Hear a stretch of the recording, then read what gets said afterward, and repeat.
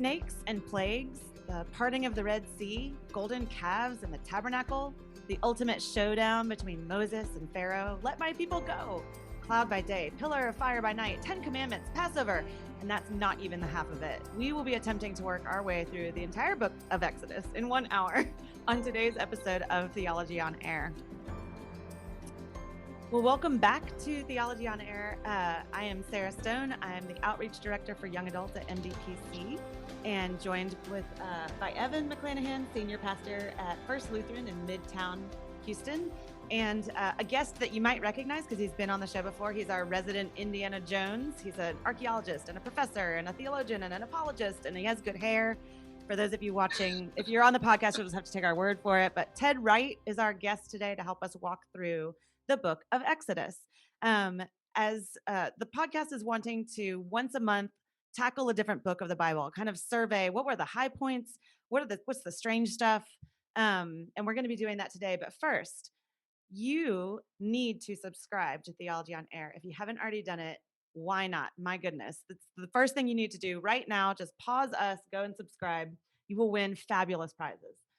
We don't actually have prizes yet, but you know, in your heart, you'll feel good about your decision. So YouTube, any podcast platform. And if you want to learn more about us, you can also go to our website, houstontot.com. And you can also find out about events that we're having live. We've got a virtual something or other coming up in March, but then we have our live first back foray into maybe post-COVID life in April. So very exciting stuff. And apparently you just told me Iowa's opening up. So we're actually going to do a Houston TOT event in Iowa next week. Okay, Evan will be there. All right. And funny. all of our Iowan fans. Anyway, we might have some. I take it all back. Okay. Anyway, so today we're tackling Exodus, and it's a huge, so much stuff happens in Exodus, but it seems like first we should kind of establish where we find ourselves in the whole biblical narrative at the beginning of Exodus. So Ted, why don't you just kind of get us into the beginning of Exodus? What has happened at the end of Genesis, and why does it matter? How does it tie together? Start us off, and then we're going to try to hit the high points as we go. Sure. Thanks, Sarah. So years ago when I started teaching Old Testament survey back in North Carolina, I was teaching at SES. And when you first start teaching the Old Testament, you have to cover the entire Old Testament in a whole semester, which is very difficult to do. We're going to try to cover a book today in 1 hour, but so I had to try to think of ways to explain entire books in like just a couple of hours and try to go through all the material. So at the time I was teaching it, the series Lord of the Rings was just released by Peter Jackson, the film series. And so a lot of people have read the books, Lord of the Rings, or they've seen the movies. So what I taught my Old Testament students is that when we look at the Old Testament, it's really what I give them is like what I call keys to the Old Testament. And the way I would explain Exodus is really it fits into a larger narrative of the entire Old Testament. But it really is part of a 5-part book series, just like Lord of the Rings has 3 books. The first part of the Bible that we call the Torah, or the Pentateuch, is Genesis, Exodus, Leviticus, Numbers, Deuteronomy. So Exodus is part of this story in the first part of the Bible. So you can read it by itself and it makes sense, just like you can read Lord of the Rings by itself and it makes sense. But it's also part of a bigger story. So when we read things in the Exodus, there's references to stuff in the previous material. So just like in Lord of the Rings.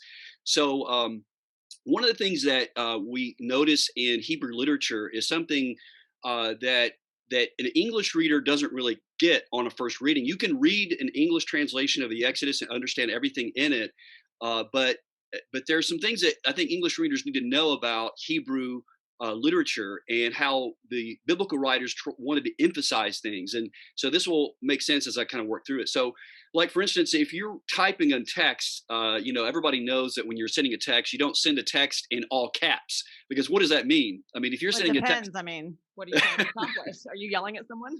Exactly. Yeah. So if you're sending a text in all caps, you're yelling at someone, or there's different ways to emphasize things in a text or in a letter and things like that. Well, the Hebrews didn't have, of course, they're writing in Hebrew, and they would want to emphasize things in different ways. So there's something called parallelisms, in which you would parallel one thing with another thing. You compare and contrast. And then there's something else that I think your previous guest that we're talking about Genesis, I think he may have touched on this. I'm not sure, but something called a chiasm. I don't know if you guys have talked about I chiasms always pronounce before. it chiasm. No? Chiasm, chiasm. It's the Greek word chi or These are chi. the things we need to nail down. Come on, we got to keep moving. Okay, sorry. Okay. Chiasm. Keep going. So in any case, there are chiasms, and then there are also historical ironies. So things that are talked about in Genesis are emphasized in Exodus. So let me give you some. This will carry us over into Exodus. So, for instance, there's some interesting things that are going on in Genesis as far as numbers go. So in the creation account, when God creates the universe, He says, "Let there be light." He creates. He says, God speaks, and it's so, and God speaks, and it's so. So 10 times God creates, he speaks the word and he creates the world. So there are words, 10 words of creation in the creation account. But then there are only 2 instances in which God says that things are not good, that he says that it's not good for man to be alone. And all the men said, amen. And the other thing he said that's not good is that it's not good for the man and the woman to eat of the tree of the knowledge of good and evil. So there are implications for God's word. When God speaks, God's words can be words of creation, or they can be words of destruction. And so interestingly, in the Exodus, there are how many plagues? 10. 10. So there are 10. So this is an interesting parallel between the 10 words of creation in Genesis and the 10 words of destruction in the Exodus when God speaks the plagues in the book of Exodus. But I'm jumping ahead of myself, but I'm just trying to 10 commandments. Exactly. That's right, Sarah. That's exactly right. That's right. And so what we think this is going on here is that God is trying to emphasize something in these groups of 10, that he's trying to emphasize that remember what I did back in Genesis? I spoke the universe. Well, God is doing something new in the Exodus. God is speaking words, a new life. He's giving the law, the Torah. And this law is life. In fact, God says, I'm going to, in Leviticus, later, he's going to say, if you obey my law and you obey my voice, I will come and dwell with you, and I will live with you, and I will be your God, and you will be my people. So the Exodus is what I would call the salvific event of the Old Testament. In fact, Walter Kaiser, an Old Testament professor, said that there are over 700 references to the Exodus or to Egypt in the entire Bible, and 125 of those references had to do with the phrase. In fact, they're couched in the phrase, "I am the Lord your God who brought you up out of the land of Egypt." So the Exodus is not just some throwaway thing that we think, well, what do you think about the Exodus? I think it might happen. No, it's indispensable for Old Testament theology. And you have done a ton of research about kind of archaeological evidences and textual evidences for the Exodus, which we're going to get to in a little bit. But let's just, for the sake of the fact that we're trying to cram all this into an hour, let's just kind of walk through sort of the first bullet points of things that happen. I mean, we've ended Genesis with Joseph has now brought Jacob and the rest of the family, which are the sort of parents of the Israelite family, all the tribes. And they're in Egypt because there was a famine and all that jazz. You can go back and listen to the other podcast about that. But they're in Egypt, and the Hebrews are multiplying like a lot. In fact, I think in verse 7, the Exodus passage really harkens back to the Genesis passage about being fruitful and multiplying, as it says that the Israelites were exceedingly fruitful. They multiplied greatly, increased in numbers, and became so numerous that the land was filled with them. And the Egyptians were not big fans of that. And we've crossed over into some new pharaohs now. And talk to us about the pharaoh that we find ourselves in when baby Moses comes on the scene. Very interesting. And let me, and before I get to that, Sarah, let me just touch on something that you just mentioned about. You talked about Jacob and the Israelites multiplying in Egypt. Well, we have to mention, because it figures into the Exodus, we have to mention not only Jacob, but also Abraham. So there were covenants, there were promises that were given to Abraham in Genesis. They were unconditional covenants. So God made this covenant with Abraham. He says, I'm going to make you into a great nation, and I'm going to multiply you, and you're going to be great. You're going to be a blessing to the entire earth. This is in Genesis 12, Genesis 15, Genesis 22. In fact, forward later, thousands of years later, in the book of Romans, Paul says that Abraham believed God, and God credited that to him for righteousness. So Abraham was the father of faith. but he was also, his descendants were going to be the physical descendants in which God was going to choose to work to bless all nations. So by the time we come to the end of Genesis, they have now multiplied. They're now in Egypt because of a famine. And now, by the time we come to Exodus, we have this Pharaoh who really didn't recognize the Israelites. He didn't recognize that there was a special relationship when they entered into Mm-hmm. Egypt under this famine. And so, interestingly, there was, based on the chronology that I follow and that I have done research on, not just myself but also colleagues that I follow as well. We believe that the Exodus, there are two basic dates for the Exodus. And one is the early date, and the other one is the late date. So the early date would be like 1446 BC, and the late date would be something like 1236, 1237 BC under Ramesses II. And we don't have time to get into all the details of that. Nope. But I'm just going to say that if our chronology is correct on the early Exodus date, that would mean that Moses would have been in Egypt sometime during the reign or during the time of a very fascinating Egyptian queen by the name of Hatshepsut. And it's kind of easy to say her name if you think about it in different segments. So Hatshepsut, hat like a hat, Shep, Shepsut, Hatshepsut. And she was quite remarkable. She would have been a teenage girl when Moses was born, and very likely pulled him from the Nile. Interestingly, Sarah and Evan, there's some really interesting archaeological evidence also that indicates that she may have been instrumental in bringing the Israelites, into Pharaoh's household, Mm-hmm. because later in Tutmosis III's reign, we find all of her inscriptional evidence that's been chiseled off of the stones in Egypt. And so some archaeologists surmise that either Amenhotep II or a later pharaoh, because of the calamity that happened in Egypt, erased her name off of her monuments in Egypt. And she created one of the largest mortuary temples in the Valley of the Kings near Thebes called Deir el Bahri. And all of her names were chiseled. That's significant because in Egyptian religion, the way that they obtained eternal life was to have their Mm-hmm. name chiseled in stone. So when you chisel their name off, it's like erasing their name from the Lamb's Book of Life, if you will. For them. So But it's for them, significant for us because it points to the fact that there was something really embarrassing for the yes. Egyptians that happened, but we're getting ahead of ourselves because we are basically we're kind of starting our story for our purposes 400 years, right? Hmm. After we left off. And the bad pharaoh, who we find ourselves under, Amenhotep II, probably, has enslaved the Hebrew. I mean, well, they've been enslaved this whole time, but he has this new edict that they're getting unruly in their numbers, and so the edict is that all of the baby boys are supposed to be thrown into the Nile, and it's a terrible thing. And so baby Moses is born, and if you ever heard the Sunday school story, they put him in a basket, and they do throw him in the Nile. Turns out, like, they weren't real. It was like a loophole. Well, they didn't throw him, but they placed him in a basket. Which I think, Ted, you're the one that told me that the basket that gets placed in the Nile, that's the same word that's only used one other place in the Old Testament, which is the ark. Both That's right. times it's a vessel for being in the water and being saved and bringing salvation to God's people. But anyway, just a fun little fact for you. So Moses goes downstream, gets found by Hatshepsut, right? Yep. And of course, Miriam, his sister, is waiting in the reeds and says, "Oh, do you need a nurse or someone to care for him?" And they go and they essentially bring his mom in under the guise of someone to help, And so he gets to grow up both with his family in some sense and in Egypt with Egyptian culture and in the palace, right? So he grows up. Walk us through what happens when he becomes an adult, and we're gonna have to go at lightning speed. Okay. So just to be clear, when Moses was born, it wasn't Amenhotep II. That was later Oh, in his life. But in any case, I get what you're saying.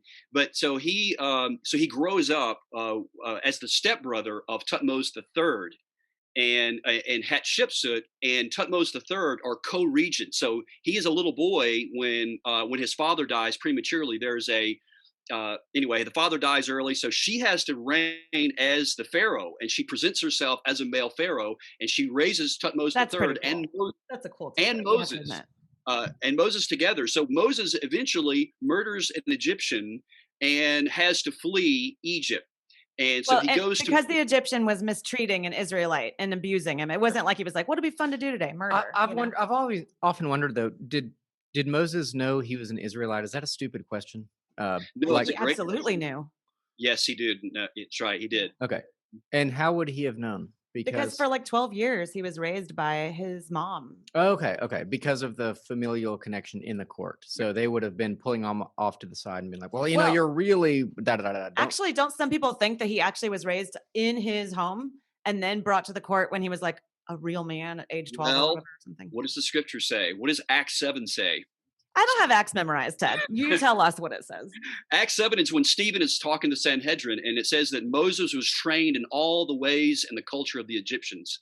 So he was a man of power in word and deed. So Hmm. if Stephen is right in Acts 7, Moses would have been reared in the household of Pharaoh. In fact, interestingly, the word Pharaoh means household, and it's a royal household. And Hmm. so he would have been reared. That's, I think, the correct word, not raised, but he would have been reared as an Egyptian. But Sarah, you're right. He definitely would have known about his Hebrew heritage, very likely from his mother, his sister, and his surrounding family. But he would also trained as an Egyptian as well, and would have known a diplomatic language like Akkadian at the time. He would have been able to read hieroglyphics. He would have been knowledgeable, probably of engineering and architecture and a lot of the Egyptian religion at the time. But he had a soft spot for the Hebrew people Definitely. because he understood himself as a Hebrew. So when he sees the violence against the Hebrew person, he Yes, kills the Egyptian. Okay, and so for that reason, he himself is fleeing, that's correct. exodusing. So by this time, and this is a good point to interject, when he does kill the Egyptian, Moses now Hatshepsut had already passed away, and now Tutmosis III is now reigning as the pharaoh in Egypt. And so there, Moses is, according to the chronology, Moses would have been probably 2 or 3 years older than Tutmosis III, and we know a lot about him through Egyptian history and archaeology. There's a lot of inscriptional evidence about him, and historians and archaeologists consider Tutmosis III to be the Napoleon of Egypt. He did 17 campaigns into Palestine, into Canaan, and the reason why these pharaohs would do this is they would actually go in to get um, uh, slaves to actually do the work in Egypt. So this is significant because it was his son when Moses goes to Midian for 40 years to live with Jethro and the Midianites. And he, of course, gets a wife there, and he's keeping the flocks, he's tending the flocks, and that's where God appears to him in Midian. Tutmosis III is doing his thing, and so he eventually dies. And when he dies, then Moses goes back to Egypt, and then Mhm. he confronts Amenhotep II. And there's a lot of historical connections that really dovetail perfectly with the fact that Amenhotep II would have been the Exodus pharaoh. I'll give you one, just right off the top of my head here, and that is that in most of the kings of the 18th dynasty, which is the dynasty of pharaohs that Moses, with the time frame of the Exodus, they all had their capital in Thebes. And if you know anything about Egyptian geography, Thebes is way to the south near Sudan, which is in modern day Africa, way down in the southern part of the Nile. Whereas Amenhotep II had his capital in Memphis, which is not Tennessee, but Memphis, Egypt, in the northern part of Egypt, right close to the Nile Delta, or Goshen, which is where Moses and Aaron would have been. So the Hmm. history matches exactly what we'd have known about in Moses' day. Okay, so you mentioned, he's fled, he's in Midian, he finds a wife, he's with this lovely man named Jethro and his family, hanging for a while till there's a transfer of power, as it were. And then there's this thing that happens that, again, maybe a Sunday school story, the burning bush. Walk us Yes. through the burning bush story. And I think Evan maybe had something he wanted to say about this as well. It really is one of the in the whole Exodus narrative. Exodus 3 is one of the pivotal events of that whole narrative. Besides the Red Sea crossing, I think it's the Exodus 3 is really important because of what Moses actually does. He confronts, and there's a lot of interesting conjecture about the burning bush, and we could get into a rabbit trail on that. And I know that Joe Rogan, who does the podcast, Yeah. he thinks that Moses took some hallucinogenic drugs, and that the burning bush was like a mushroom trip or something. But that's not what it was. It was essentially, the bush was not consumed. It was that the fire did not consume this green bush. And there's been a lot of conjecture. Scholars say that there's a bush in the Near East that actually looks like it's on fire. Sometimes it can smoke. that's neither here nor there, and it doesn't change the effect of it. But the point is that Moses met with God face to face, or as close as he can come to this burning bush, and he calls him by name, and he tells him, "You're going to go back to Egypt, and you're going to get my people out." Mm-hmm. And here's where it gets really interesting. And Evan, you I think wanted to ask a question about this, but let me just work through it real quick. And he says basically, Moses says, so when I go back to Egypt and I tell them, that God sent me, what should I tell them your name is? Which I think is very interesting, because it's like, what's your name? I don't know what your name is. And this is what the answer that God gave. He says, I am that I am. So he starts out by saying, I am. And then we often stop there, but he continues Mm-hmm. on, and God says, I am the God of Abraham, the God of Isaac, and the God of Jacob. This is my name forever, the name by which I shall be remembered from generation to generation. So God, what I think is going on with the divine name is that, remember now, if we're right about Israel being in Egypt, they're there in Egypt for 430 years. And they have become almost thoroughly paganized in Egyptian culture. They would have been Mm-hmm. influenced by polytheism, henotheism, Egyptian animism, all these kinds of things. And we know that they were, because when they did finally escape, they worshiped the golden calf. So God says, I Spoiler. am, I exist. There's no other like me. And he's connected his eternal nature with the promises that he gave to Abraham, Isaac, and Jacob. So in other words, God remembered the covenant that he made with Abraham, Isaac, and Jacob.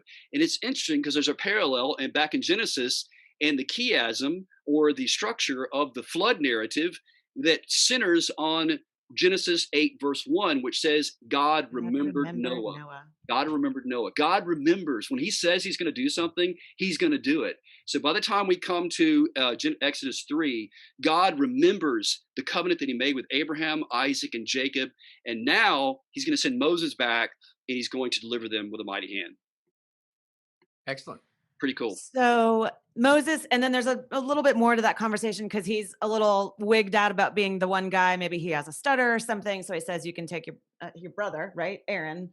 Anyway, so he and Aaron go back to Egypt, and they start basically this long-term showdown between Moses and Pharaoh. And we don't have time to get into all of it, but it's a great read. So you can go and read that in your own Bible. There's snakes involved, but basically, Pharaoh keeps saying, no, I'm not letting these people go. They're my slaves and I need them, and you're stupid. And then Moses says, no, look, I have God on my side. And they go back and forth some.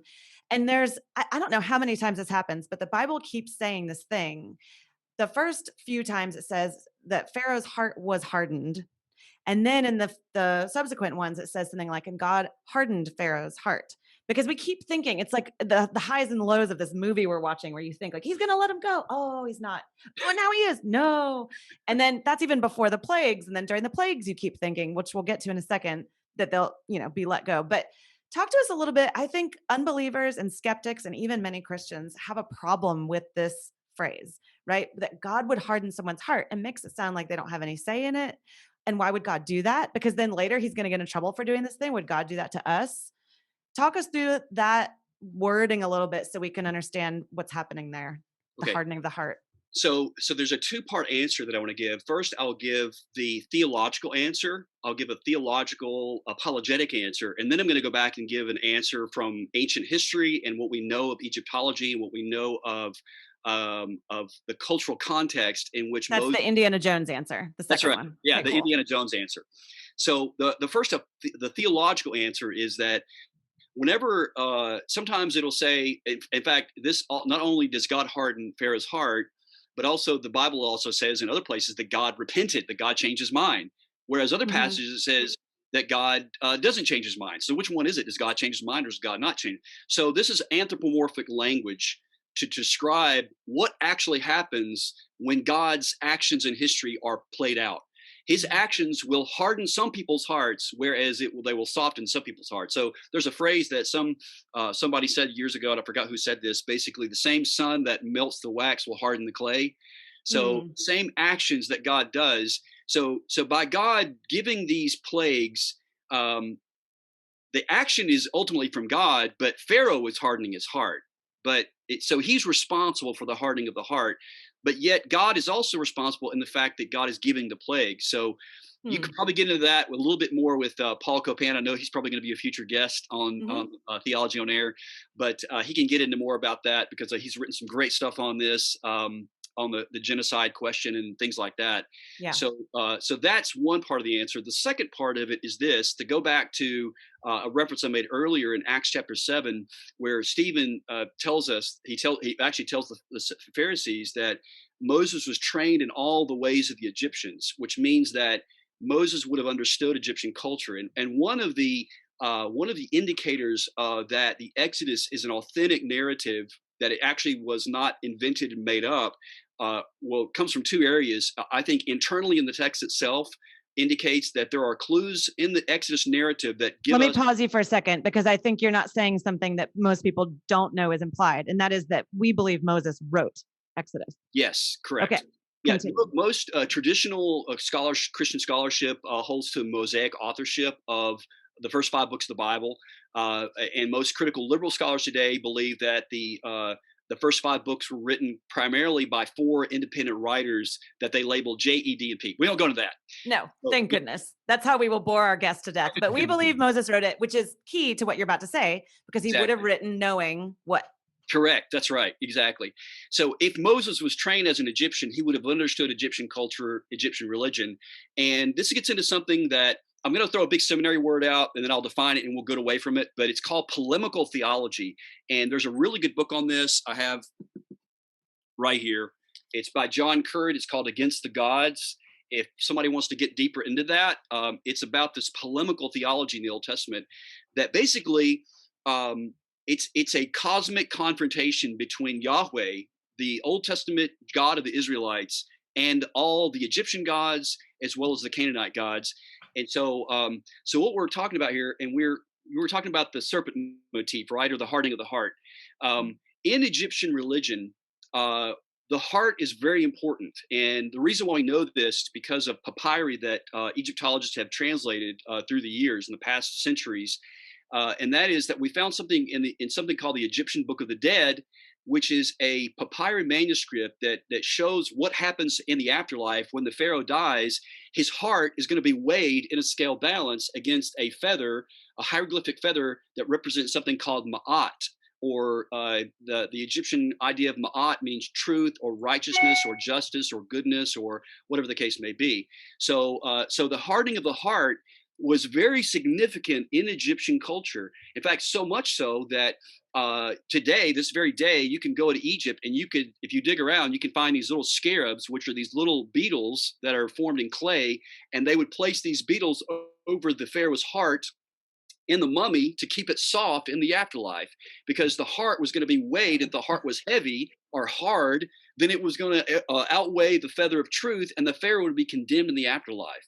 So I think what's going on here is Moses is sort of knocking on the door of the minds of the not only the Israelites but the Egyptians as well, saying, "Listen, you know that even in your own religion, the heart of the heart, you need to pay attention, listen to God, and let us go free, because you don't want to harden your heart. You're hardening your heart."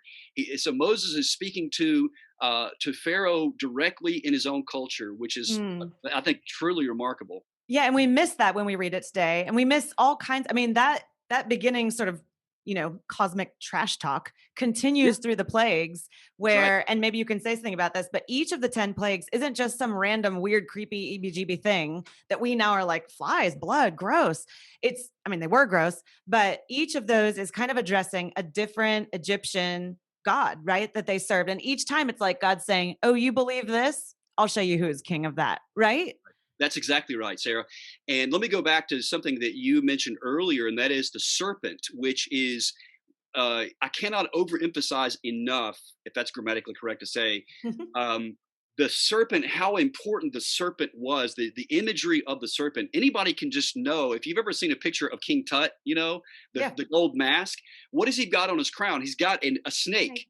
And that is the chief god of the Egyptians. It's called the Urea serpent. It's symbolic of, interestingly, wisdom, symbolic of eternal life, symbolic of knowledge, And what do I we was see? just gonna say, that sounds Yeah, really familiar to something we talked about in Genesis.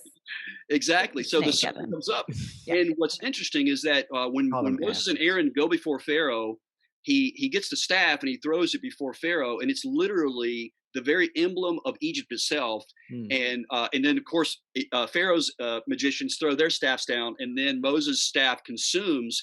What's interesting is that I don't know if you guys ever heard this, and I just read it fairly recently. Is that is the same exact Hebrew phraseology in the Hebrew in the account where you've got Moses throwing the staff down and it consuming the staff of the Egyptians. When they come to the Red Sea, Moses holds that exact same staff up across the Red Sea, and it opens up, and then it consumes the Consumes the armies of Pharaoh. Egyptians. Yeah, Oh, that's Mm. cool. isn't that Another cool? little nugget. Mm. Love A it. lot of cool stuff. Man, we are paying you for good stuff here. We're not paying him, but Yeah, he's giving us the But good tidbits but anyway. you should go to epicarchaeology.com. Yes, we'll say that at the end as well, and Okay. we'll put it in the notes. All right. Okay, so there's these 10 plagues. You yes. can read about them, but the very last one is the one that I want to wrestle with just a little bit before we get to the next part of the story. And oh my goodness, Real- it's real- going to take a while. Real fast. Did the Egyptians have 10 and only 10 gods, or were these the 10 Like highest top up or something? BuzzFeed top 10. Yeah. Yes, they had multiple gods. They had, depending on what period of Egyptian history you go to, there are some that carry over. One of the ones that's very early in Egyptian history, in fact, one of their earliest gods is a cow god. That's the earliest because it had to do with fertility. In fact, in the earliest Egyptian records, we have the Egyptians worshiping the calf or the cow, the sacred cow, because of the fertility not only of having babies, but also of having fertile crops and having the crops be successful. So those carry over into all the way into the like Mhm. the Roman period. But then you've got some that come and go. For instance, when we got Akhenaten, who they call the heretic king, who worships the only one God, and people say, "Oh, he got that from the Israelites," and that's not the case at all. But to answer your question, Evan, they had multiple gods, but there were several main gods that they had. And let me just mention also, since we're on this topic, that we what's the very last plague? The very last Well, plague. that's what I was about to get into. Okay, Yeah. all right. The last plague is, and you guys tell me, what was the last plague? It was the killing of the firstborn. That's right. And Yeah. so, do you either of you know which god that would have confronted? Which one? Because we know, of course, the Nile had their own god. You know, the cows getting plague. They had the cow god. But what would the last plague would have been a knock on? Which I god? really wish I knew the answer to this. And I don't. I'm guessing it's fertility if it's the firstborn. No, the Okay. Pharaoh himself. Oh. The head god. He was. Here's the interesting thing: in Egyptian cosmology and Egyptian worldview, the pharaoh is considered to be God's representative on earth. He was the god king. He was to be the one who was supposed to preserve life. In fact, Ma'at, M-A-A-T, this Egyptian idea of Ma'at, is that he preserved life. There are always these forces of chaos and forces of order that seek to overthrow Egypt. And so one of his divine missions as Pharaoh was to preserve Ma'at in Egypt, because there were seasonal floods and there were famines and different things like that. So he was commissioned by the gods to preserve life, and he could not even preserve the life of his own son. So Man. this was a knock on Pharaoh himself, that he Yeah. was not God, and that there was only one God, and that it is the God of the Hebrews. So Yeah. yeah, I don't know if there were any other additional questions or Well, I mean, we sadly don't have time to get to all of those questions, but we'll just have to have you on again and do one just on the plagues or something. But that final plague is also a really key piece of the Old Testament and Jewish history, which is what we now call Passover, which is Right. where God tells through Moses, the Israelites, this is about to happen. All of the eldest children, but not just littles, any eldest child is going to be killed. And if you want to escape this, this is what you need to do. You need to get a lamb and use the blood with a hyssop. I mean, there's all this kind of cool symbology that goes on into the New Testament, but put the blood of the lamb over your doors and the angel of death will pass over your houses so that you guys will be spared. And then, of course, this is the final thing that makes Pharaoh finally say, fine, go. And he's so sad, of course, because he's lost his own son. But And Passover is just this wonderful, amazing story for the Jewish people. But I Yeah. think a lot of skeptics read this and think, well, but what about everybody else? I mean, there were people that weren't Pharaoh. They're not involved in these negotiations. They're just regular people, and they're losing their children, or they're being lost. Like people are losing their husbands because that was the firstborn of their parents, and cattle and all kinds. I mean, like, how do we justify? And we don't have to get into a whole thing about the violence in the Old Testament now because we have and will keep talking about that. But can you just give some kind of feedback to that criticism? Yeah, I mean, I go back to as both of you know, I know you know this. The three most important rules in hermeneutics: context, context, Context, context. context. Context is king, and we have to remember who this was written to originally. If we want to understand, we a lot of modern Christians want to jump immediately to application, immediately to how does this relate to today. But we have to understand first and foremost, what did it mean to the original Israelites, because this was given to them for their edification. And you got to remember also that God had hundreds of years before, perhaps thousands of years before, had wiped out the entire earth, everybody, Mhm. in the flood. And because of the sin in mentioned in Genesis 6:1.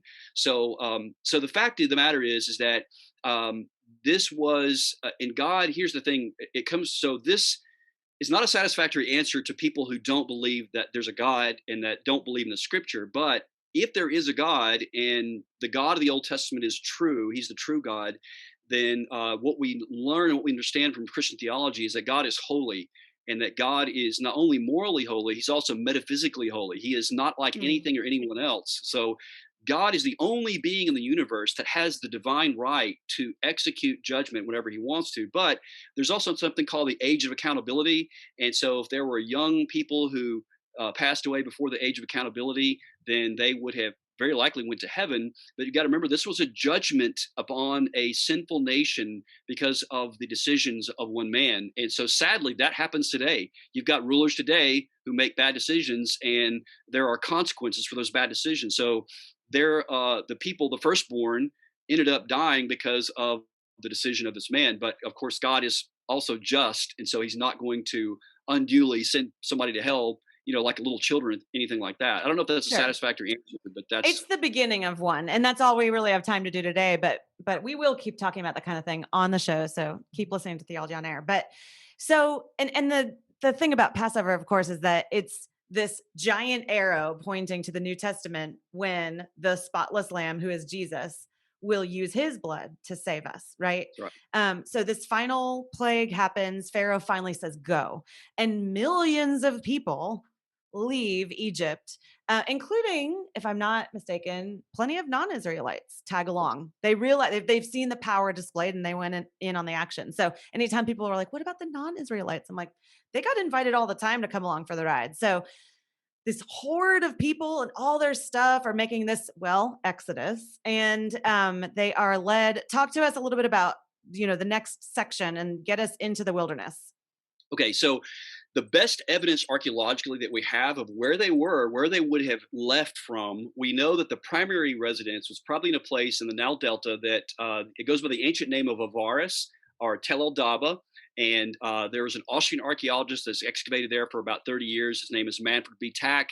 There's good evidence archaeologically that there were non-Egyptian Asiatics who followed a certain dietary law. The reason why we know this is because of the bones that we find there. We don't find pig bones. There's these middens Hmm. of bones that they left behind when they eat. And there's a certain type of structure that we find. And then in 1446 BC, this all goes blank archaeologically at Avaris. Hmm. So they leave there That's cool. and they go and they move into the wilderness for 40 years, and they're wandering around for 40 years. But let me say this about Avaris. One other thing too that indicates that the Israelites were there. There's some work that's been done in the past 5 or 6 years or so. A colleague and friend of mine who's there in Texas in the Houston area with you guys, named Doug Petrovich, and he has done some really remarkable work on these inscriptions that were found in the Sinai Peninsula, which is that little triangular piece of land just south of Egypt, south of Goshen.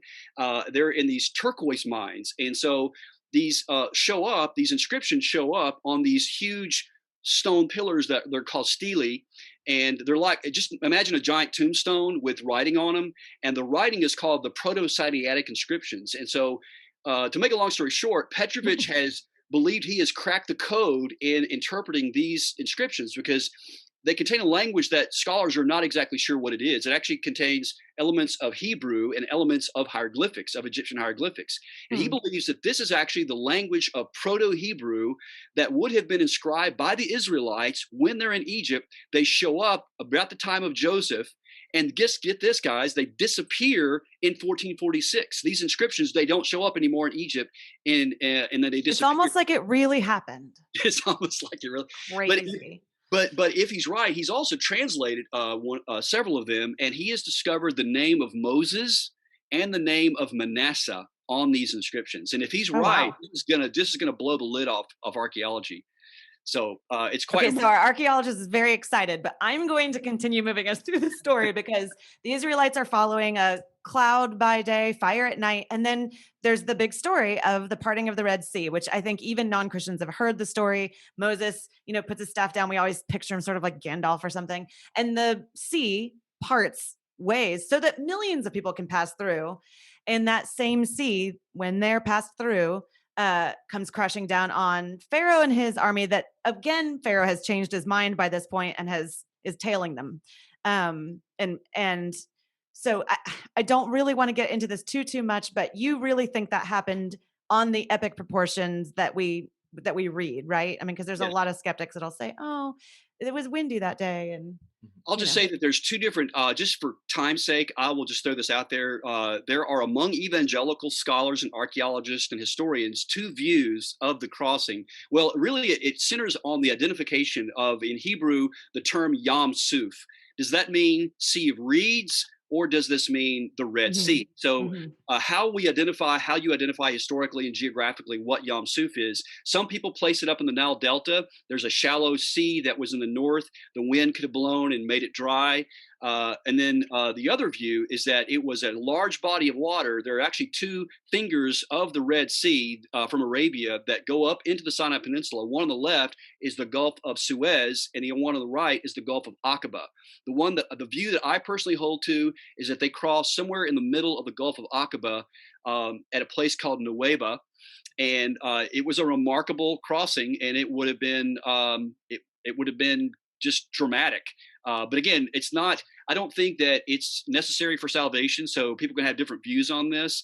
We did a podcast with Glenn Fritz, who's written a book on this. He's also Mhm. appeared on Patterns of Evidence. So if people have seen the video documentary series Patterns of Evidence, Yeah. Glenn Fritz's theory was actually featured on Patterns of Evidence. But so yes, I believe that it was a miraculous crossing. Right. And either way, if the same sea that allowed millions of people through then killed an entire army, it was epic. And our own podcast has Ted on for an hour just talking about those points of evidence Yes. from 6 months ago or so. Okay. So we've only used 3/4 of the time to get through like the first few books, and now we have to just fly through the rest. But so let me see if I can just kind of quickly get us. They end up in this wilderness area. Moses has led them.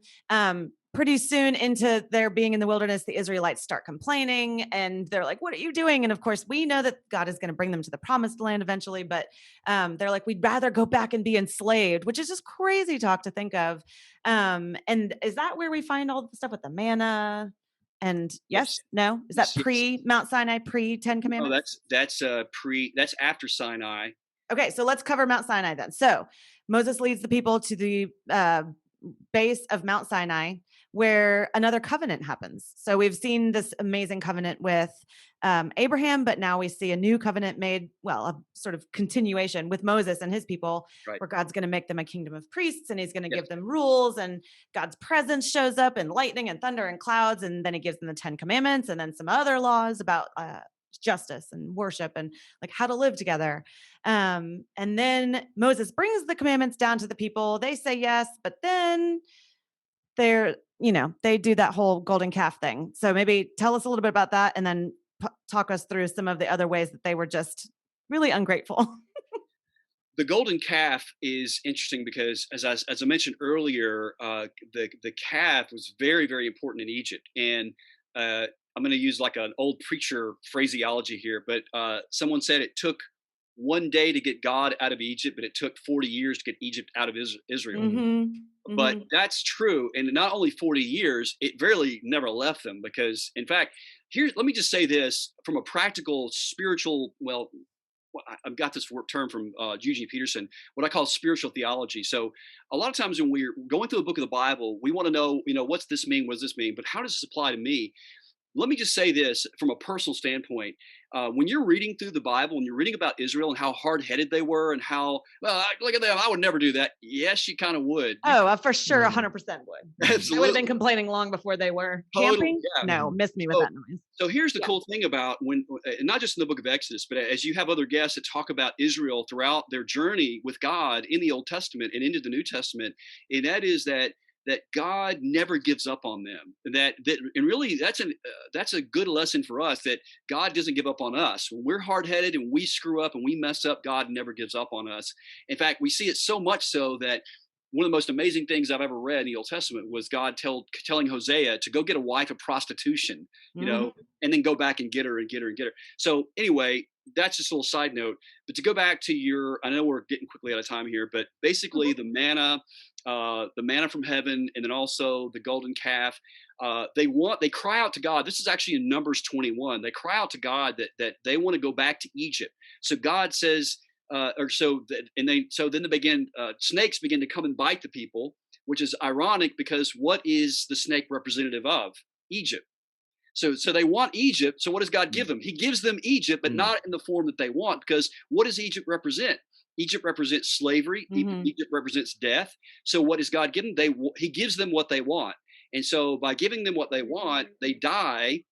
And then one of the most bizarre episodes in the Old Testament is Moses goes before God and says, listen, the people are dying, and you get these snakes are biting everybody. And so what do I do? So then God says, here's what you do. Make a bronze snake and place it on a stake, on a pole, and hold it up high. And those who look to the serpent and the implication and believe by faith will be healed. Now that's bizarre. But then fast forward the clock to John 3, when Jesus is talking to Nicodemus, and Nicodemus comes to Jesus and says, you're a great teacher, come from God. Nobody could do these great things unless God were with him. And then he says, a man must be born again. And then Jesus tells him he points back to Numbers 21, and he says, just as Moses lifted up the serpent in the wilderness, so the Son of Man shall be lifted up. Those who look to him shall live. So if you think about that, Jesus literally became a snake for us. He became a serpent. He became the very symbol of death and slavery. That's right. So that by faith, if you look to Christ, you will live. I just want to say about the golden calf quickly. It wasn't that the golden calf was another god. Like the golden calf represented Yahweh. Like they were okay with that, right? Yeah, they named it like you who brought us out of Egypt. Yeah. So that's what's. I always thought they were worshiping a different god, which I mean they were, and idolatry was prohibited. I'm not defending them. Let me interrupt here. They were ascribing the deliverance to that God. They were ascribing the things that God did to that God. Oh, okay. So you would say the calf was a wholly different deity. Yes. W-H. Oh, okay. All right. Okay. Yes. Now, quickly too, how big would the calf have been? The reason I ask is because this would have been. He wants to build one in his house, but he has limited space. And I've actually been to a sculpting iron pour. It was really fun. My brother was a sculptor for a while, and it's a lot of work to melt metal. And gold is expensive and very, very precious. And people were like, what, taking their earrings off and putting it into the kitty to make this thing? It would have, I mean, that's huge sacrifice, really huge sacrifice. So just in case we just gloss over it or something, they were very invested in the idea that this idol would make a difference, Well, and not to mention, I think it's interesting. We've glossed over the 10 commandments. You can go to your Bible and read them, Exodus 20. But in the 10 commandments, the first 2 commandments, they just break them right away. Yeah. It's like they've had it a minute and they are doing they're disobeying the first 2, which is no other gods before me and don't make a idol or an image. And they do both those things. That's right. Yeah. But again, we're just like them. So listen, there's no shade. I just, it resonates. In Yeah. fact, the first three commandments, all I believe, had to do with addressing their Egyptian theology, Egyptian Yeah. religion, and how that would have played into their thinking about God. God's basically saying, "I'm not like these Egyptian gods. You Right. can't treat me like these other gods because I'm not like them." Yeah. And I'm gonna skip us ahead, even though there was something else cool about that. We'll tell you in the notes. But all of this stuff happens, and then we kind of move a little bit so they're going to be caught in the wilderness for a while, and then to talk us through, there are a lot of chapters in Exodus talking about the tabernacle. Like, and if you don't think that there's any, I mean, if that doesn't excite you, those chapters are long and boring, but they don't have to be long and boring. Tell us a little bit about what the tabernacle is. Why does it matter so much? Why are we getting every detail of every piece of it? The short answer is that God is something. Well, I'm going to give another big phraseology word here. It's called progressive revelation. So God slowly reveals himself, and he's trying to teach this people about who he is and about how to have a relationship with him. In order to do this, he gives specific instructions on what that looks like. And there's been a lot of work, and I don't agree with everything he says about this, but I do agree with probably 80% of it. Dr. John Walton. Knew it. Walton, I don't agree with his conclusions, but he does talk a lot about what's called the cosmic temple. Yep. And that No, I love this. Say more. Yeah. yeah, the temple. So what is going on earth when God commands Moses and Aaron and the Levites to build the tabernacle on earth is a mirror image of what is going on in the heavens. And so in order for us to understand, here's the thing: God uses our imaginations, he uses our senses, he uses taste, he uses smell, he uses our eyesight, he uses everything to communicate truth to who we are. In fact, was the psalmist say, "Oh, taste and see that the Lord is good." Mm-hmm. So everything is a visual imagery, if you will, a drama of salvation. It's a drama of what salvation looks like. But it by itself, the blood of bulls and goats could never take away sin. But it is the faith. It's always been the faith. But there has to be some kind of content in order for the Israelites to understand the seriousness of sin. And that is that without the shedding of blood, there is no forgiveness of sin. In fact, I would even say that to summarize what the Torah, what the law is all about, as Paul says in Galatians, that it was our tutor or our schoolmaster to bring us to Christ. So when you look at all these rules and regulations like Leviticus and all this, and even the Israelites, as they looked at all these do's and don'ts, and you can't do this, you do that, it will almost drive you to despair because you're like, there's no way I can do all this stuff. Exactly. You can't do it. That's the point, is that you can't do it. Well, then why did God tell them to do it anyway? Well, the point is that God is teaching them something about himself, but then what he really wants them to know, though, is that it's really what he wants is their hearts, and what he wants is Mm-hmm. their faith. He just wants them Mm-hmm. to trust what he says. Even if it doesn't make sense at the time, he wants them to trust what he is saying. And so by the building of the tabernacle, he's giving them instructions on a picture of what is going to go on in the heavenly realm. So it's called the cosmic temple view, but And the idea, yeah, isn't it? The idea is that God's presence is there with Adam and Eve in Eden, right? yeah, His presence, the walking and talking, as it were, with God. But then when everything goes down and the fall happens, that presence goes away because they're kicked out of the garden. And it's not that God is no longer with his people, but not in that same intimate way. And so now God is saying to the people, I want to bring my presence and be with you. And it's going to be a traveling situation. As you travel, I'm going to travel with you in the tabernacle, which is just a temple, but in tent form, giant and all different parts and stuff. And then one day, a while later, they will make the temple where he'll also do that. But then eventually we get to the New Testament and the temple is dun, dun, dun, us. We get to be the temple. So it's a really cool idea that starts in Genesis, gets carried into Exodus, and then we watch it unfold in the whole Bible, which that makes it a little different for me when I go back and I read about all these little parts where you're like, why does it need to be this kind of metal and goat hair and this and that? But God is paying really special attention to where his presence will be. And he does so when he chooses us to be his temples as well. that's right. So Yeah. God cares about details in worship. Yes. Worship shouldn't just be like, just show up as you are and everything. We'll just have a grand old You party. can or come something. as you are. Okay. I'm not going to go off on that. But I use this as something in my sermon text this week. So I'm very dangerously going to quote this, but this has to deal with the relationship of the law. that the Israelites had. And I think the fact that we think of the law, especially Old Testament law, especially not just the Ten Commandments, but everything else as well, tabernacle codes and all of that, as this horrible burden, and thank God we're free from it. But I don't think that's how a faithful Israelite would have seen it. So this is from Psalm 147, because this is actually post-Babylonian exile. So we're looking like 1,000 years after Moses. This is Psalm 147, 19 and 20, okay? He declares his word to Jacob, his statutes and rules to Israel, parallelism there. He has not dealt thus with any other nation. They do not know his rules. Praise the Lord, or really praise Yah, or really hallelujah. So to me, it's interesting that a faithful Israelite is like, we have the law and no other nation has the law, like a source of pride. Yeah.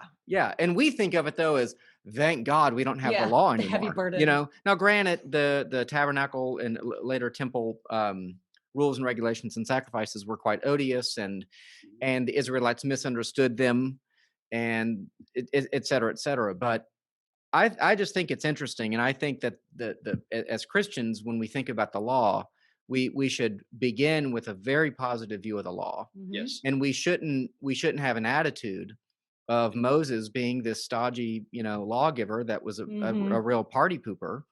He was giving a gift to the people. Yeah. So that's right. Like That's really good. And Evan, it even goes back before Psalm 102, I think it was, you mentioned. It's actually in the book of Deuteronomy. God says that what other nation has the law such that you do today, and that God is so near to them as he is near to us. So it's all the way back in everything. And in fact, this is a good point to just, because I know we're about to wrap things up. What I had told my Old Testament students, and I told them this years ago, and I think it still holds true today. Here's what I'll say, and this is going to sound like a bold statement, but I think it's true. Just test me on this. Check it out yourself when you're doing your own Bible study. Here it is. The Old Testament is really complex. There's a lot of stories. There's a lot of things going on. You've got Genesis all the way through Malachi, or as they say in the South, Malachi, the Italian. No one says that, Ted. Zero people say that. I know. Yeah. Okay. Anyway, so you've got all this stuff, and here's what I would say: that in order to understand the Old Testament, you really just need to understand the first 5 books of the Bible. Genesis to Deuteronomy. If you get the basic message of the first 5 books of the Bible, you've got the rest of the Old Testament, because it's just a play out of the rest of what God's going to say.